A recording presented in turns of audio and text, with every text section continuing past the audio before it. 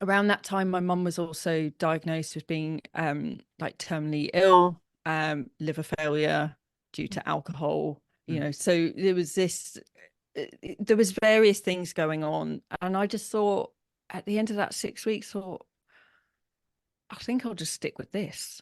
I don't think I'm going to drink. So I just stuck with it.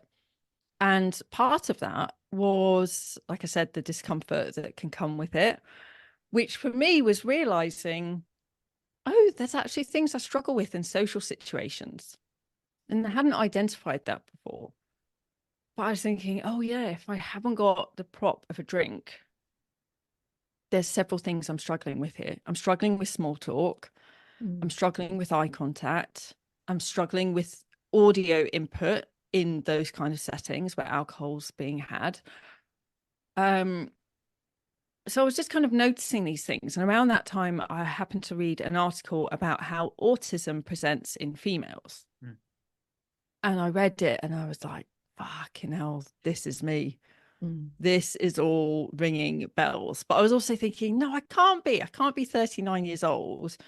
And no, and I was just found it was like that feeling like, oh, yeah, this is me. And then just kind of getting imposter syndrome around it, basically. We are blessed with some amazing guests on this show. And today is a biggie. So today is the one that I've been looking forward to, and you guys have all been looking forward to. We've got Maisy Hill on the podcast today, and I'm getting all excited. Huge welcome to you, Maisie. How are you today? Thank you. I'm really thrilled to be here. I've been on a fair few podcasts at this stage, Yeah. but I'm just so thrilled to be having this conversation with you because it's a topic of conversation that means a lot to me personally, and it's not one that I've spoken about a lot before. So, Oh. so I'm really excited to be here and having this conversation. Thanks for having me on. This is going to be an absolute belter. So, for those of you that don't know, how I found Maisie originally was with this wonderful book, Perimenopause Powers. So, many of you know people that have been around for a while will know my story of going into perimenopause early. And this book for me was just an absolute lifeline. And as such, anybody that's been around me has likely had it thrust into their hand or a link sent to them. You must order this book.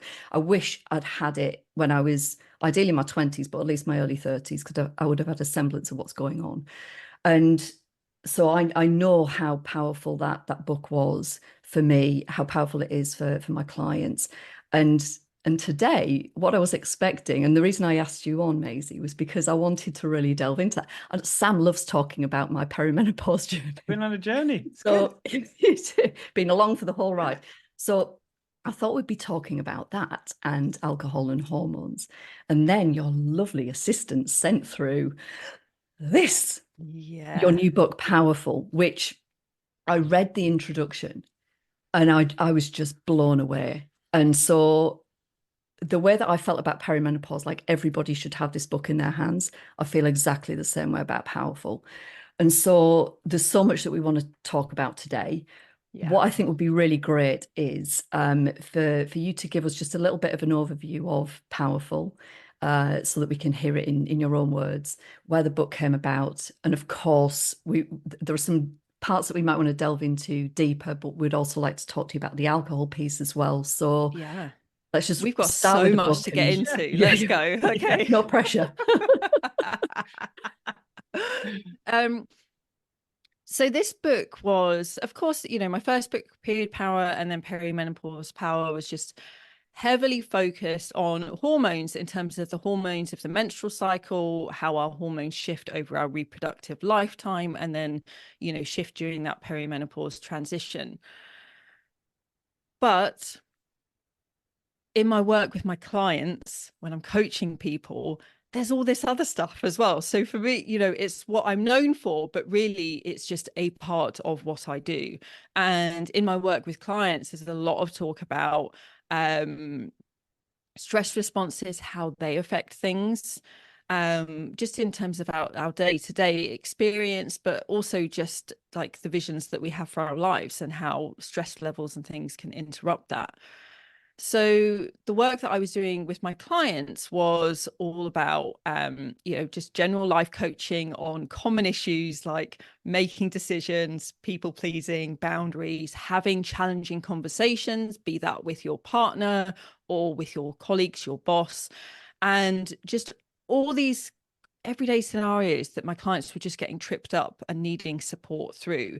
And what I noticed across the board was that everyone was judging themselves for the issues that they were having, the things that they were finding hard. They were all thinking, oh, that's me thing. No one else has a hard time with this. But, as you guys know, the benefit of having a community, of having a membership is there's people addressing these things in bulk.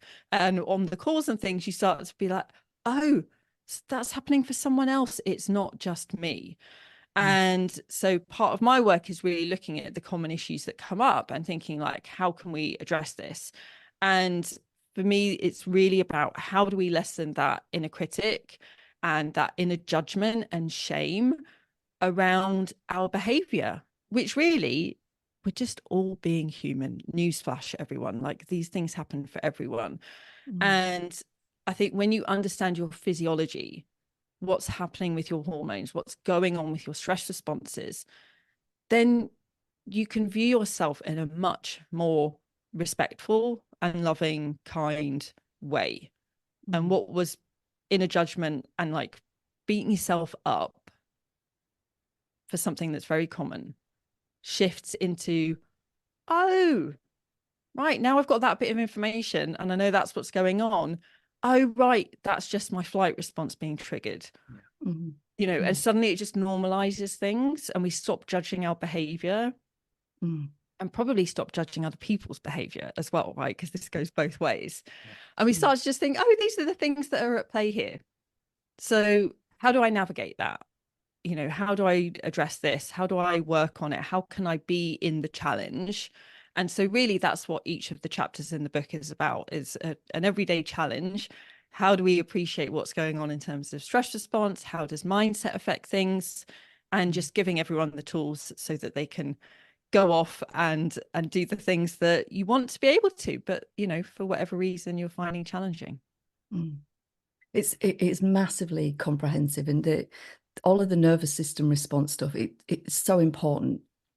The small coaching groups that I run, I make sure that that's one of the things that's taught, because when you can understand what's going on under the hood, as you say, it just opens up so much space to be able to hold yourself in a different way.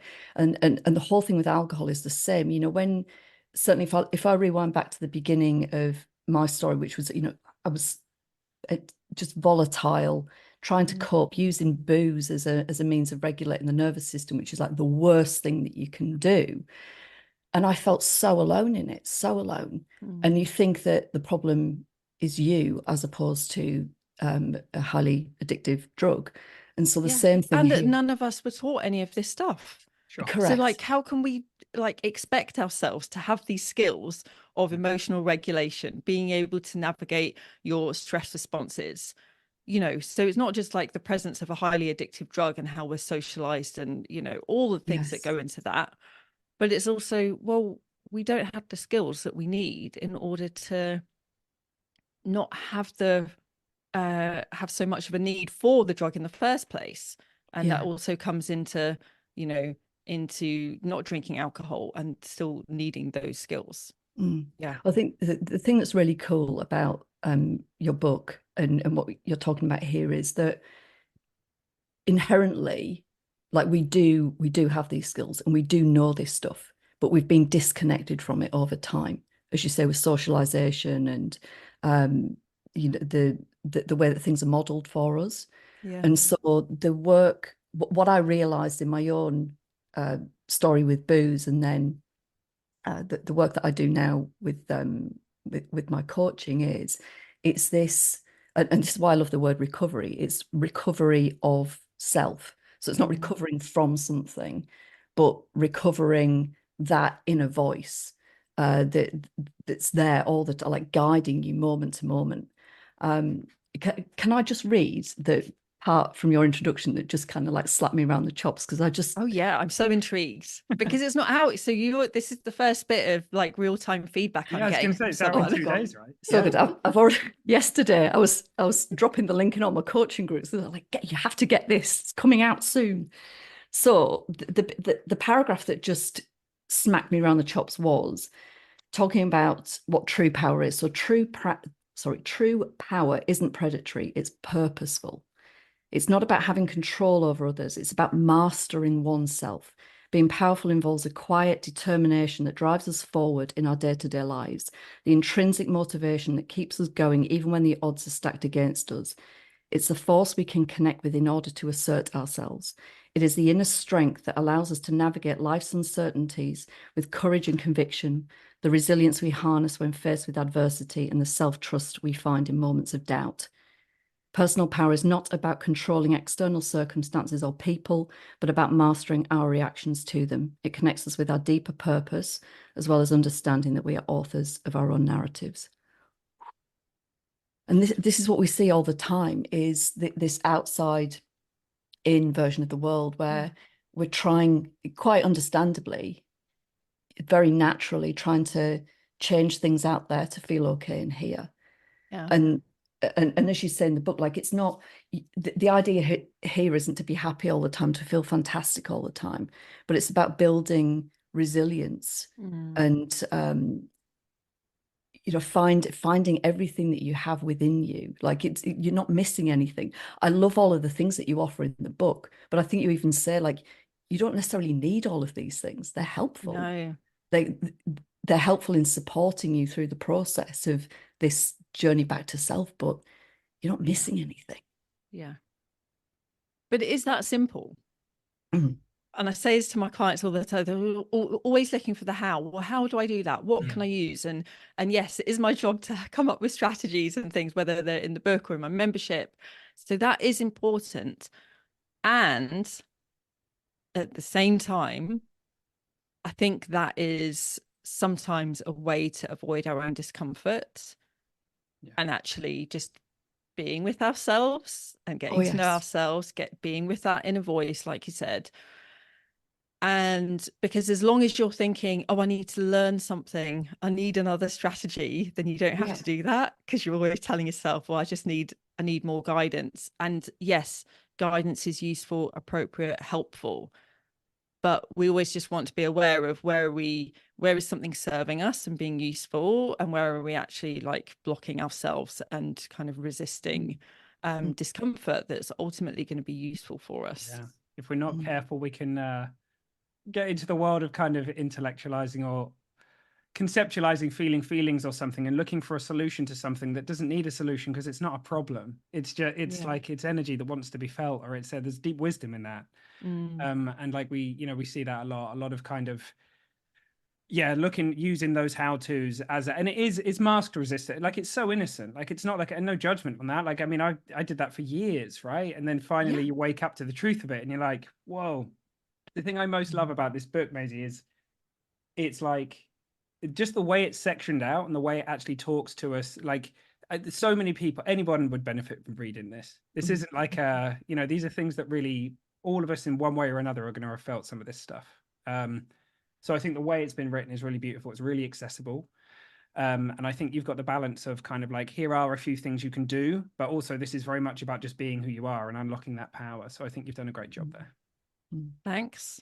That's what I planned. I was just like, but this is the thing, it's like third time round for me. And this is the first time I actually stuck to the intended word count for the book. Both of the other books were twice as long as they were ever meant to be. Wow. There's a lot to say, right? Yeah. But I think this is also, that's been my personal journey of accessing my own power, is not needing to explain things as much, and like actually the power of simplicity. And just saying things, and that's it. And we don't need to like over explain things or kind of, really go into great detail. We just need what's useful. How can this be the most simple and most effective way of sharing this information and these strategies? So that was my plan for the book. So I'm glad to hear that that's how it's being received. You have smashed it. It's cracking. It's cracking. just to kind of indulge us a little bit, could we rewind a little bit to, I guess, your origin story ahead of the first book, and how alcohol played into that also? Yeah. This is so cool, by the way, to get to have this conversation, because I've mentioned it in passing, but I've never really been able to talk about it this much. So thank you for that opportunity. So, my background was as a practitioner, working as an acupuncturist and things in reproductive health. I was a birth doula. So, part of that job, especially being a birth doula and being on call for births, is not being pissed because you don't want someone calling you, because you would usually get called between kind of 1 and 4 in the morning. You don't want to be reeking of alcohol and showing up to someone's birth and unable to support them, completely unprofessional. So I was used to not drinking for stretches of time, and then a birth would happen and I'd go out and have a drink and get pissed and things like that. But when my first book, Period Power, came out, my publishers had said to me, we never know when a press thing's going to happen. You might have a radio station kind of calling you up in the morning, like, can you go on air today? And I knew that alcohol really affected me. I didn't need to drink a lot of it in order to feel that. I could, have half a glass of wine and feel the impact. And I thought, this is my book coming out.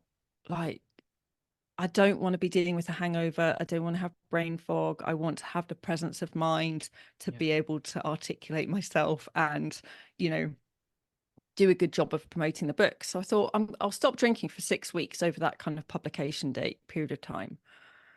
So I stopped drinking, felt fantastic. I mean, I say felt fantastic, I think it's simultaneously feeling fantastic and feeling awful, because, there's the clarity, but then with the clarity, you're facing and confronting things, which I can get onto in a moment. But around that time, my mum was also diagnosed with being like terminally ill, liver failure due to alcohol, so there was various things going on. And I just thought, at the end of that 6 weeks, I think I'll just stick with this. I don't think I'm going to drink. So I just stuck with it.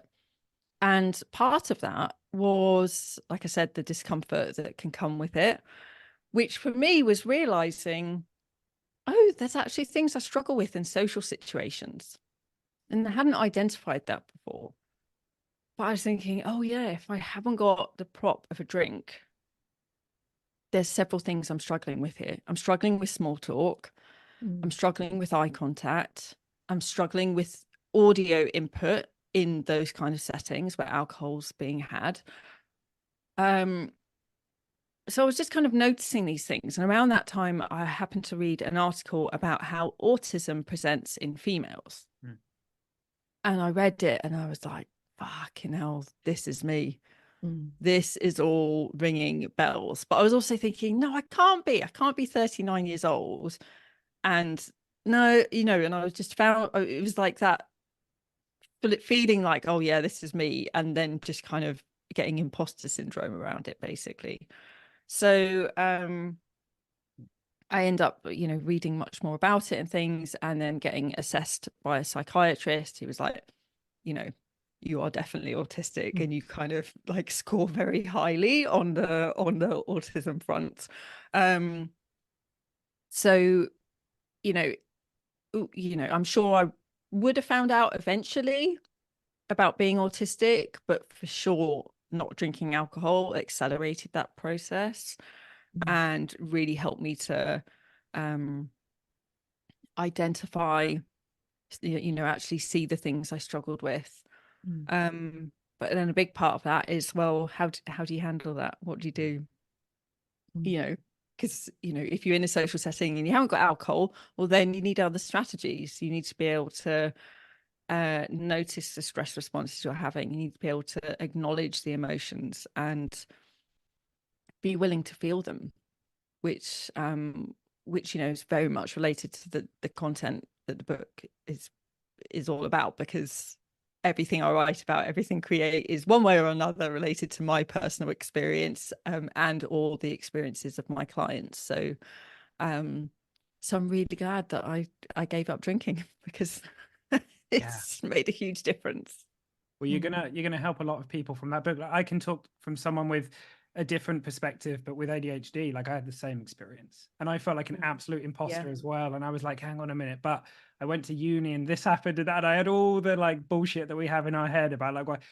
And then I went on that journey, and it was really powerful, and it allowed me to realize, oh yeah, like actually, it's not like me or a defect or anything like that. It's just like it's how it works. It's how I'm wired. So Yeah. you're going to help a lot of people with that. I have no doubt. So that's really cool. Yeah. Thanks. Yeah.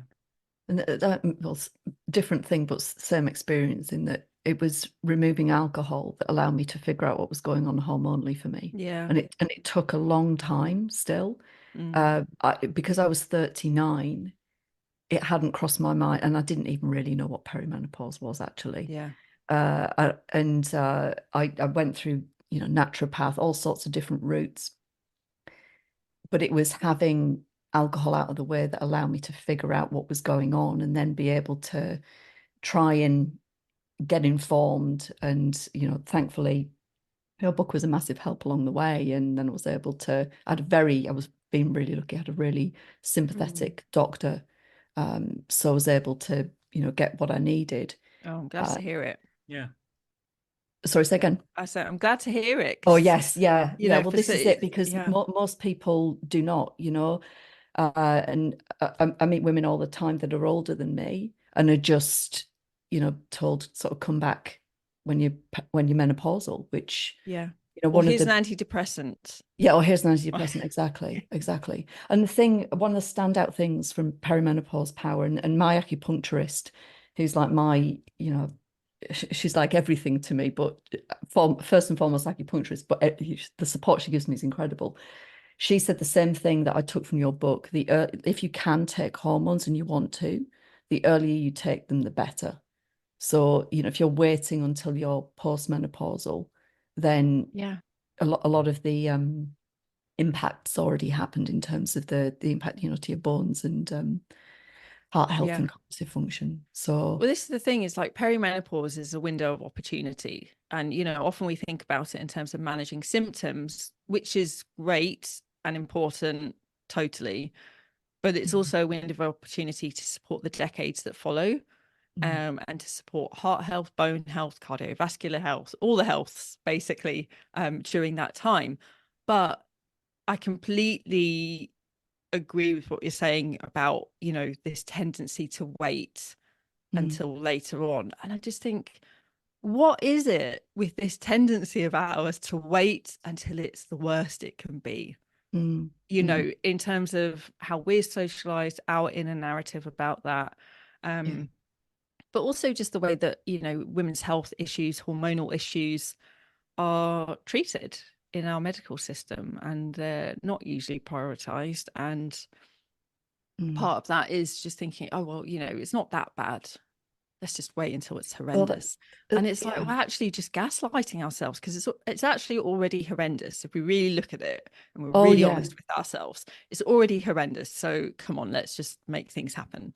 Yeah. And it breaks my heart when I see women in the state that I was in. Yeah. It breaks my heart. And I I can't tell anybody what to do, but I can gently persuade people to at least go and find somebody that you can talk to about this. At least read this book. At least, be informed about what's going on, and then what your choices are. The thing that was wild to me was when I talked to my acupuncturist about finally getting hold of estrogen and being able to take it, I said to her, how long is it going to take for me to feel better? And I was expecting her to say 4 weeks, 6 weeks. Yeah. She went 2 days. To give it 2 days, you'll feel better. No way. 2 days. I felt like not just back to normal, whatever normal is. I felt like I was in my 20s again. Yeah. God, but this is the thing, amazing. Because of, I think, the journey that we go on with these, like the varying hormonal landscape over that, phase of life, because it's ongoing and gradual. we don't realize the place that we've ended up. Yeah, that's And then it. suddenly you get hormones back in your system and you're like, oh my good God, like it's like coming back online again, but you didn't even realize that you were offline. Exactly, exactly. And so that you've got kind of got that element of it, for those of us in female gendered bodies. You've got for some of us, the alcohol component. You've got everybody's got the nervous system thing going on. And we're all innocently trying to look for a life that's devoid of stress, as if stress is the Yeah. the most terrible thing in the world, when actually healthy stress is really, really bloody Yeah. helpful.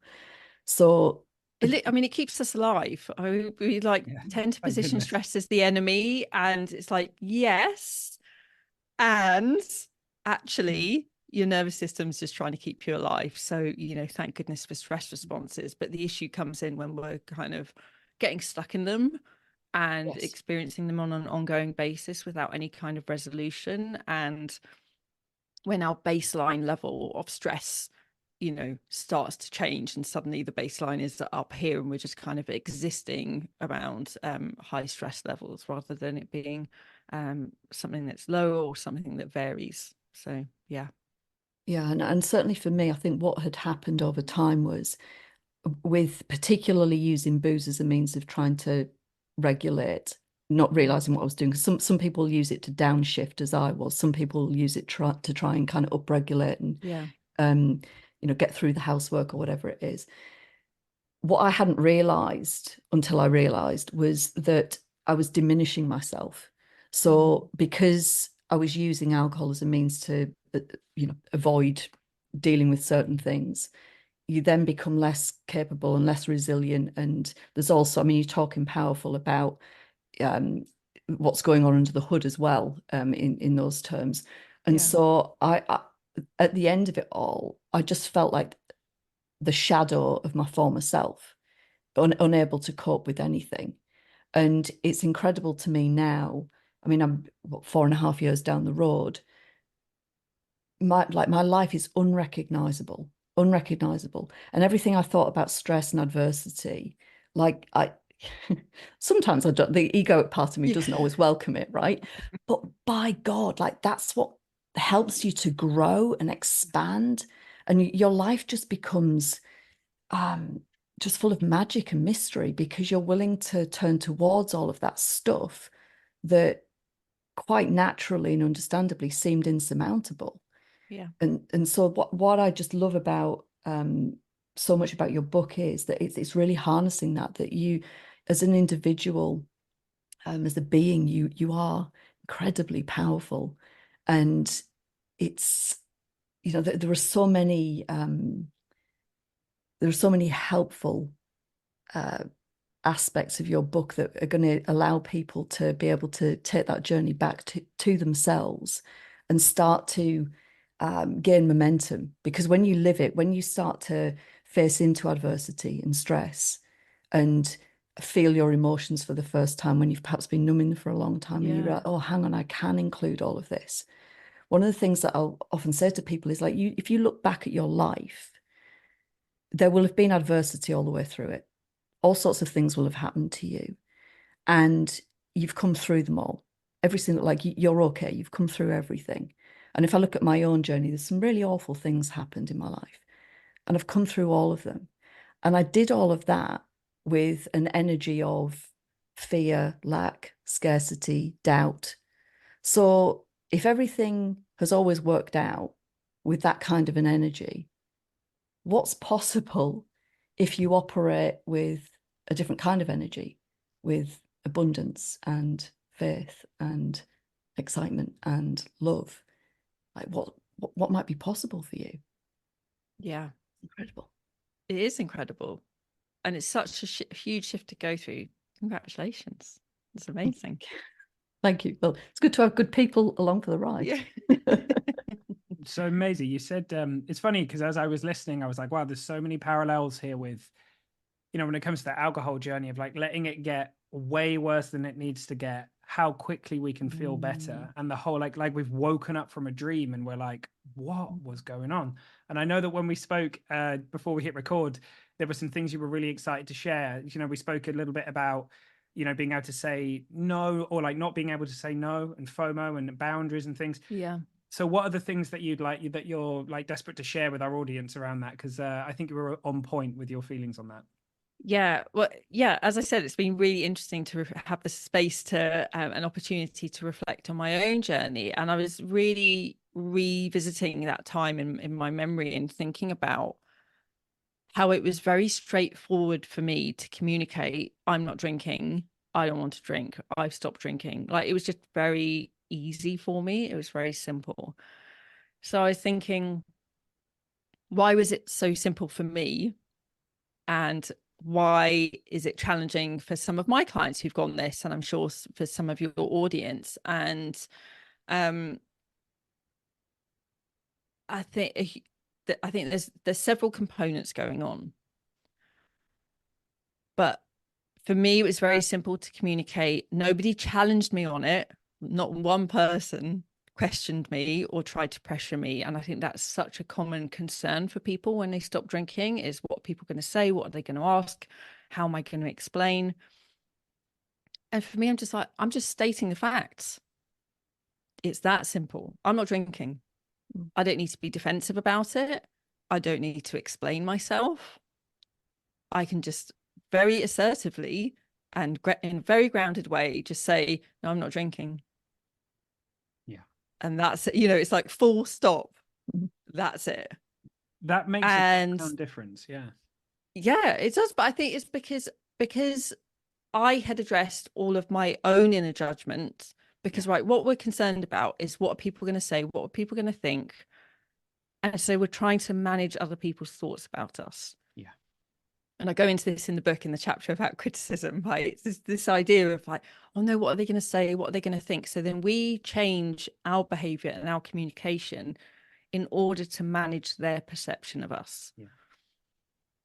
But we have no idea what they're thinking. Most of the time, they're not even thinking about us. Right. Yeah. And we forget that like judgment from others can also be favorable. Right. Not everyone's going to think, oh, what's up with her? Why is he not drinking? What, has he got a problem? You know, that some people are going to think, God, that's amazing. They're not drinking, you know, and they're actually going to judge you in a very favorable way. And you're going to model something for them that's really powerful, even if they don't realize it at the time. But I think you have to come up against really your concerns about what other people are thinking are really the inner thoughts that you have about yourself. And once you can notice those and address them and interrogate them and come up with a much more kinder, supportive narrative about yourself, then you worry far less about what other people are thinking about you and what they might be saying, which then means you can just communicate it in a very straightforward way. But I would just encourage anyone listening, if it feels useful, to just think, I'm just stating the facts. Yeah, it doesn't have to be explained. That's powerful, because in that moment, you're not in any kind of distortion. Because one thing I've definitely noticed is that we'll have a whole bunch of people in a room who will be inspired and super interested, or just not bothered about it. Yeah. And there'll be one person who's a friend who said some comment about, oh, you know, the fun police are here or whatever, right? And then I've noticed so many people innocently take on as if it's their responsibility that someone else's experience, like even if they do have a judgment, or even they're then in that, and that's such a distortion of what's happening. And you know, it's not intentional. We don't even notice it's happening. So the moment we bring awareness to this distortion, and the thing I noticed was, while I was unsure about what I was up to, and I think I was communicating it and kind of like, you're not drinking tonight, and I'd be like, you know, people would be like, yeah, oh, come on, have a drink. But the moment you're leaving a door open like that, aren't you? Yeah. And the moment you say, I don't drink, like I've been alcohol free for nearly 9 years. It's been probably 7 since somebody said to me, are you not going to drink? Like, people can just tell. They're just like, oh, this guy doesn't drink. It's not an issue. It's not a fact. It's just a fact. Like, he's stating a fact. So that's a powerful thing. So yeah. And I think also, just to pick up on what you said there about, you know, all the fun police are here. You know, we make a statement like that mean something about us, but all it's really doing is revealing someone else's mindset, that they think drinking equals fun. I've been that person. I'm not, Yeah. it's not something I'm proud of, but I've been that person who was kind of, my inner belief was you can't have fun without drugs and alcohol. So I just projected that onto everybody else, and I own that. And I think it's powerful to talk from that perspective, because I think a lot of people do have shame around those kinds of things as well. And it's, but then we see it, we see the distortion, we let that go, and we can move into this kind of more true, authentic version of us. Yeah, that's powerful. Is there anything else so that's a big thing for sure. Is there anything else that kind of leaps out at you that you'd love to explore? Well, I think the other place that I notice this showing up a lot is then when one person decides that they're going to stop drinking or stop any kind of behavior of some kind. Mm-hmm. And then, but their partner still does, or their friends still do. And I think the very real and understandable concern of, well, if I do this thing, how's it going to impact my relationships? And that shows up with all sorts of things, whether it's related to drinking, whether it's related to getting a new job, setting some kind of goal you want, living more in alignment with what your values are. There's that thing of, okay, well, when I step into being more of myself, whatever that means, what are the ripple effects of that? And I think that's a very necessary part of transformation, and an uncomfortable one, and it's like that thing that we're kind of rubbing up against of, but just these fears and these concerns come in. So I just wanted to acknowledge that for everyone, and just say the biggest advice I think I can give there is you flexing that muscle of being more yourself in little and large ways. Just the more opportunities you have to flex that muscle of, oh yeah, when someone asks a question, I'm just going to give an honest answer. When I'm thinking about my day, what's the thing that I really want to do? And just the more you can do it, the easier it gets. They're so big. Yeah, because it's often, it's just I think the fear is, if I'm me, am I still lovable? Am I going to be rejected? Is someone going to pick someone else or something over me? So really, it's all about self-worth, love, the possibility of rejection. But I think if we go with that, if we kind of get lost in those fears, then we end up rejecting ourselves. Yes. Yeah.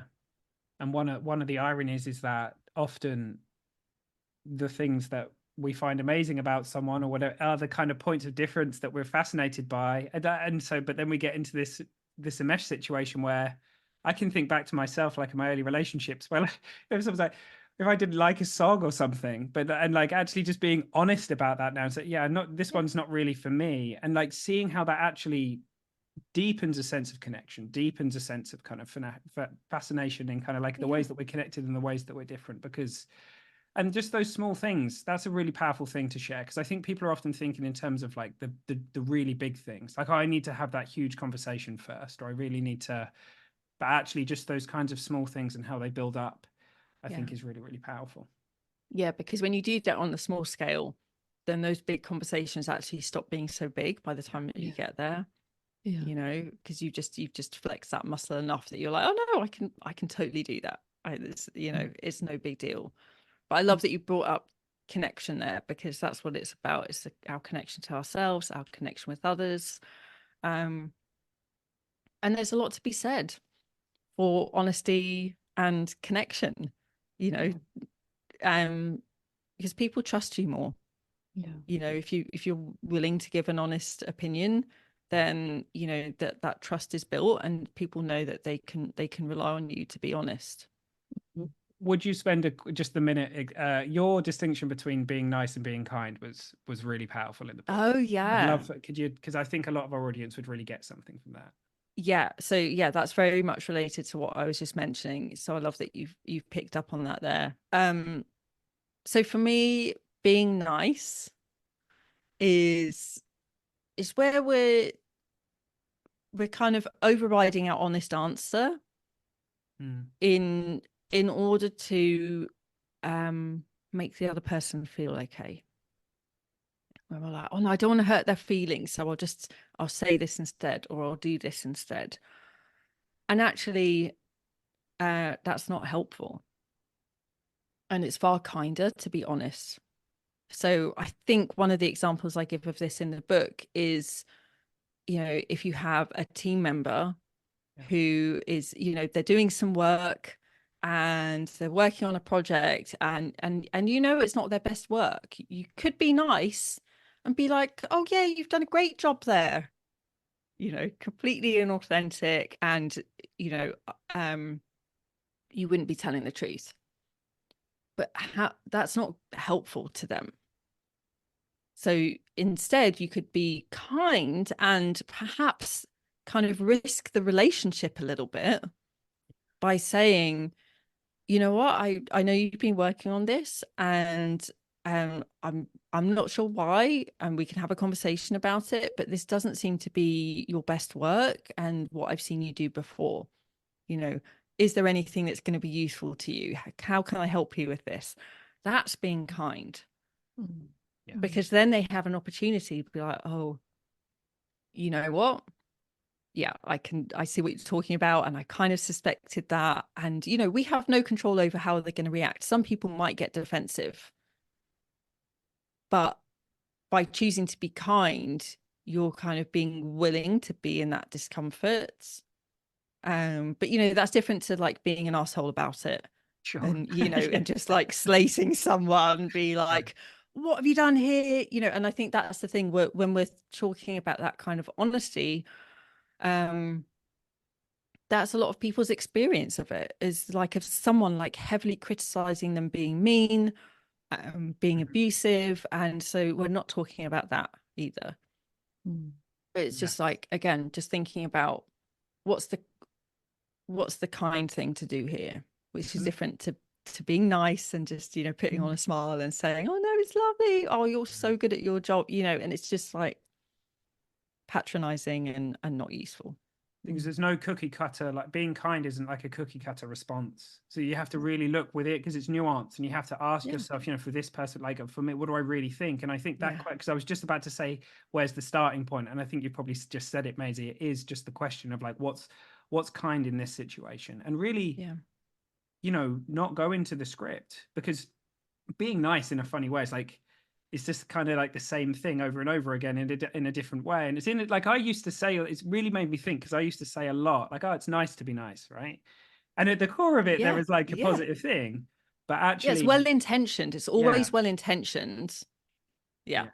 But that really like made me think back, and it was a really, really powerful point there. So yeah. I think it's one of the benefits of being autistic, although, I mean, some people might dispute this, but I think one of the benefits of being autistic is being unable to kind of give that cookie cutter response. Like if someone asks me how I am, they're going to get a real answer. I'm never just going to go, oh yeah, fine. It's just, I'm not capable of that. So I feel like that's very much related to being autistic. But it's a big thing to be able to do, and sometimes we don't know what the kind thing is either. So I think we can also reduce our expectations as well, that we always have to know what the perfect thing is to do. And sometimes it's just saying to someone, you're like, what would be helpful to you here? Because then they might be, well, I actually struggled with this, or I wasn't really sure what I was doing, or I was up all night with my kid, and they actually provide the conversation, and then you're just there kind of supporting them, and you find your way into it. So you there is no set way of doing it, but it's just creating that space to have these kind of conversations, which I know is what your work is all about.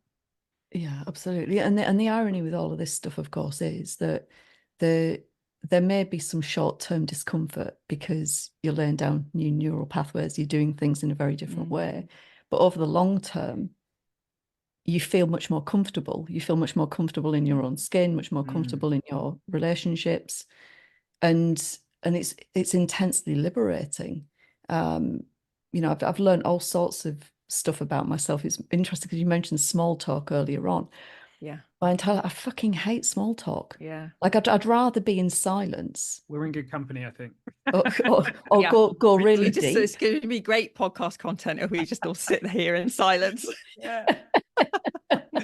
Yeah. Well, it's one or the other. It's go deep or go quiet. Like I can't do the small talk thing. And for so many years, my job was, and this is why I always have to give the qualifier of I wasn't an escort. I used to have to take men out for dinner a lot, older men who I had nothing in common with, and had to and was kind of I was working in a male dominated environment and was, you know, being kind of trained for, you know, you have to entertain these people, like I'm responsible for their experience as if that's if that's possible.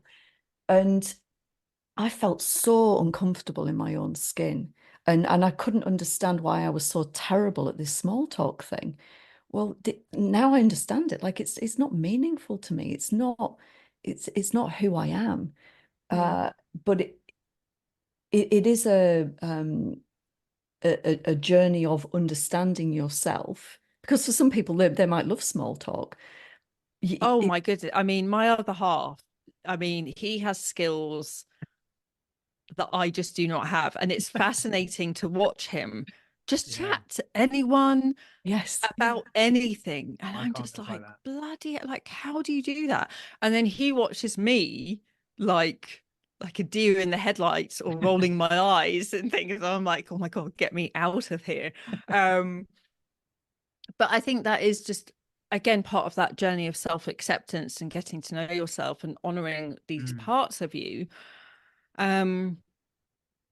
It also relates to experiences of connection. I've actually got a whole podcast episode about connection where I talk about this, because we do all have different needs and preferences and styles of connecting with ourselves and with others. But again, it's just, if we just all stop judging ourselves for that, you know, and just think, actually, this is what works for me.